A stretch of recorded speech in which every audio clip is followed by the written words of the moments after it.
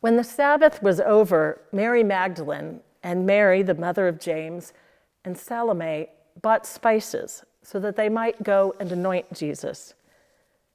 As they entered the tomb, they saw a young man dressed in a white robe, sitting on the right side, and they were alarmed. But he said to them, "Do not be alarmed. You are looking for Jesus of Nazareth, who was crucified. He has been raised. He is not here. Look, there's the place where they laid him.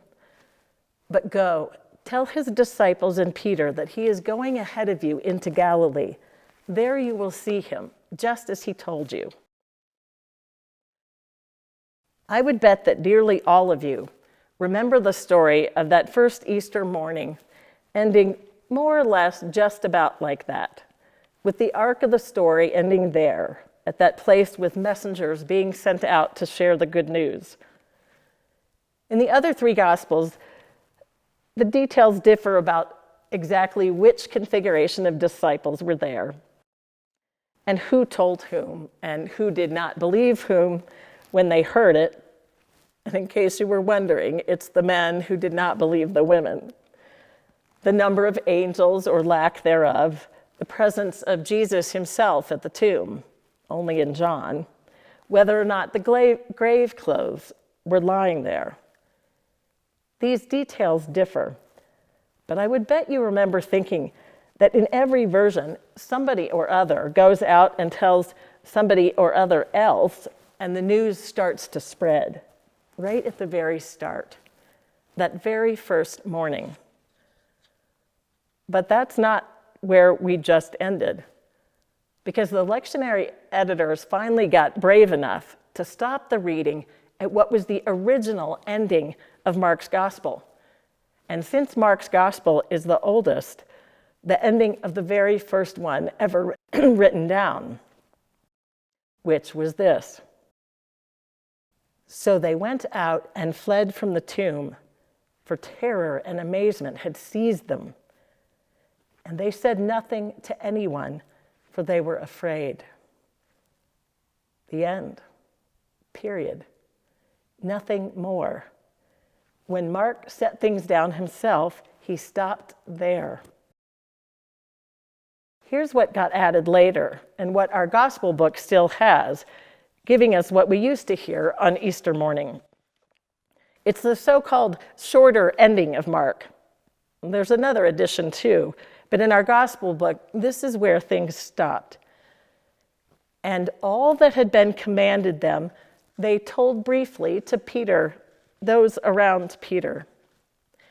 And afterwards, Jesus himself sent out through them from east to west the sacred and imperishable proclamation of eternal salvation."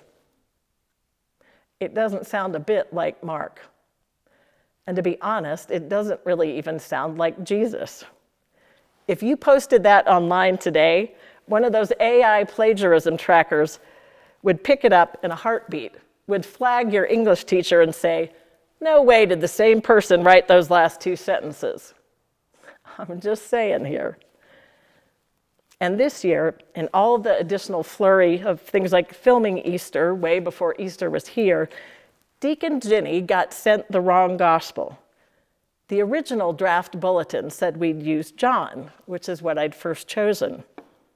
There's always a choice. You can use John, the traditional reading, or the Easter story from the gospel you're reading through that year.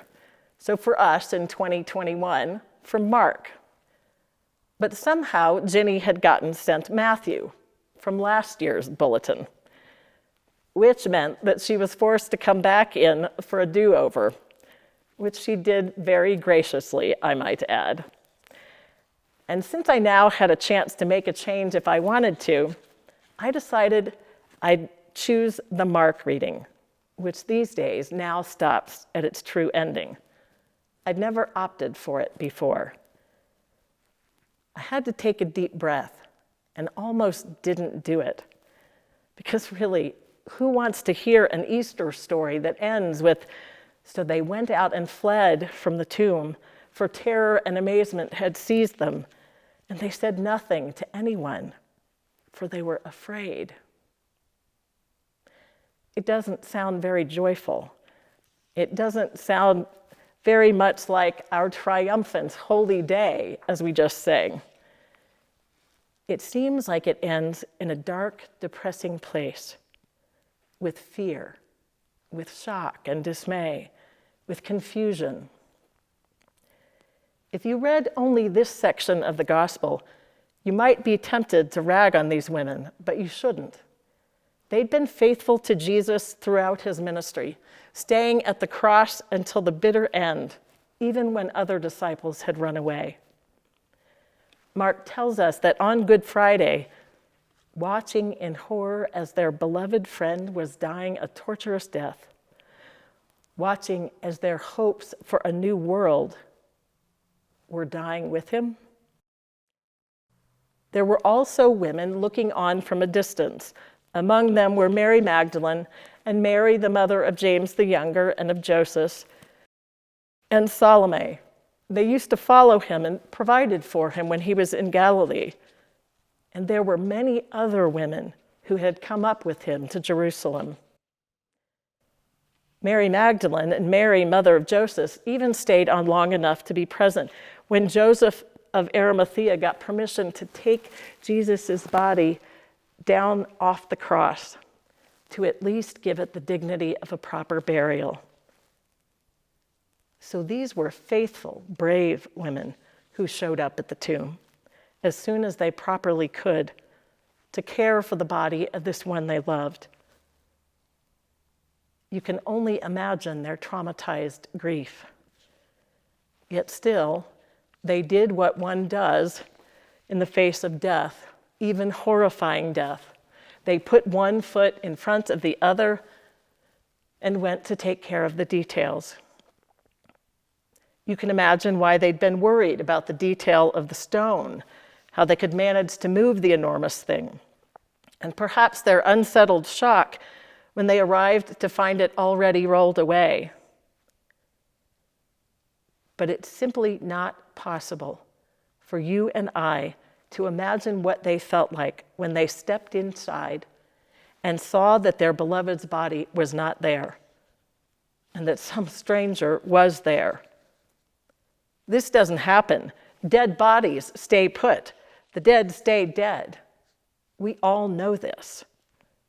Strangers don't show up with incredible messages that are literally incredible, as in not credible, not believable. Those women knew how the world works, and you and I know how it works too. When the person you love dies, they stay dead. Oppressive governments keep their power by violence. It was true when Rome was oppressing those first followers of Jesus, and it's true now. And so then, as now, people who try to say there's a better way, a different way, still die. Our nation, our world, seem to be in greater upheaval than we've ever known in our lifetimes. Hate and fear seem to be gaining ground. Pandemics sweep around the globe and take out 2.7 million people, some of them beloved by us, and all of them are brothers and sisters. And truly, you all, that's why I chose this gospel, because it seems so honest. It seems so true to the way our own existence feels right now in this second year of a pandemic, on this second Easter that we've had to face without the usual blessed cramming together in pews to make sure everyone who wants to be can be here to shout our alleluias again and to hear the trumpets live and to actually smell the lilies.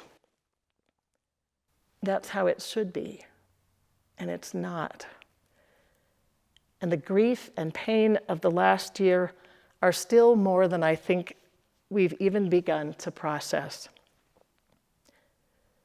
So this year, the experience of these three disciples seems utterly understandable.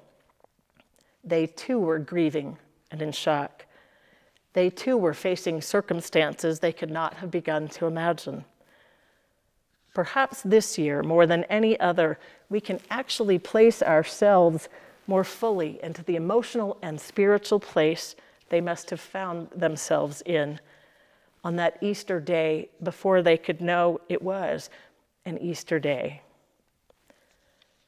Because here's the thing, my friends, resurrection doesn't always happen with lightning speed, with the lights suddenly up and the trumpets blaring and the bells ringing and the alleluias being shouted after their 6-week silence. Sometimes it takes longer than that to believe the good news.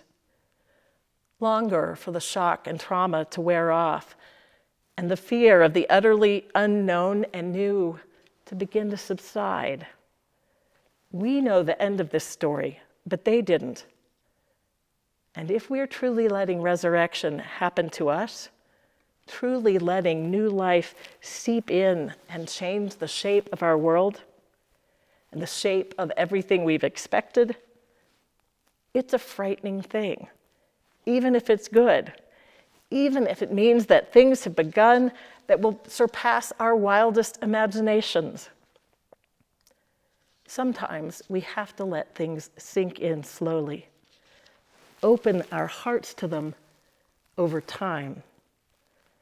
It can take courage to let Easter happen inside us, to set aside things that have died, and to welcome the new. The resurrection happened, whether you and I recognize it or not. God vindicated everything Jesus had said and done and been. God's reign was breaking in just as he'd told them. He had brought it with himself. The systems that oppressed human beings really could change, were changing, and it could happen in their own lives, that change. In fact, it had to happen in their own lives if it was going to happen for the rest of the world, the way God wanted it to. And the way it could happen was through love. The love that had led Jesus all the way to his death. It was through his death and resurrection that God could vanquish all death, could prove once and for all that love was stronger than hate, that putting others before self really was wise and holy and life-changing, that it can change the world, which was the point of the whole thing to begin with. But we have to believe this ourselves, because the truth is, if resurrection doesn't happen inside you, for you, then it doesn't matter to you. If it can't meet you in your suffering or grief, it's irrelevant. If its love can't be an agent to transform your own life, then it's not worth listening to this or any other sermon. The resurrection simply cannot be a doctrine. It must be able to transform our lives, starting right inside of us. And always, always, resurrection happens in the dark, inside the tomb with no human witnesses. Not a single one of our differing gospels put someone there. And that is good news, my friends, because it is only mystery that can carry the full weight of our lives, the full weight of the very real death and grief and sadness that have surrounded us this year. Any trite attempts at explanation, any human language that tries to pin down resurrection and either explain it away or prove it really happened, either one will not bear the full weight of our experience. At least not mine. At least not that of those first women at the tomb. And I'm pretty sure not yours either. So this year, I chose Mark. I chose the place where belief wasn't always easy, didn't always happen quickly, the place where transformation and deeper understanding took some time. I chose Mark because he seems to understand this, and I thought you might understand it too. And here's another thing that seems important to note that made me choose Mark for this still COVID celebration of Easter. He points to it in the very first words of his gospel. Do you remember? Way back in Advent, the beginning of the good news of Jesus Christ, the Son of God. The way he began and the way he ended makes sense when put together. His ending wasn't crazy, wasn't not good news. He simply knew that this is how it feels when we're just beginning to see, and that we'll spend the rest of our lives seeing fully, and that the story is never really over. It's never finished until love finally reigns. The resurrection isn't the end of the story. It's merely the beginning. Mark obviously knew that the story didn't end with those women staying silent, else how would he have known it himself? He simply knew that believing, knowing it in our bones, often starts in fear and confusion and doubt, and that it always starts in one place in order to move us to another, which is the only way new life can come, but it can often be scary. So shout your alleluias, sing in your loudest voices if you can this morning, and praise God for it. But if you can't, not just yet, know that's okay too. It happened whether you and I believe it or not. We simply have to decide at some point to let it happen in us. Amen.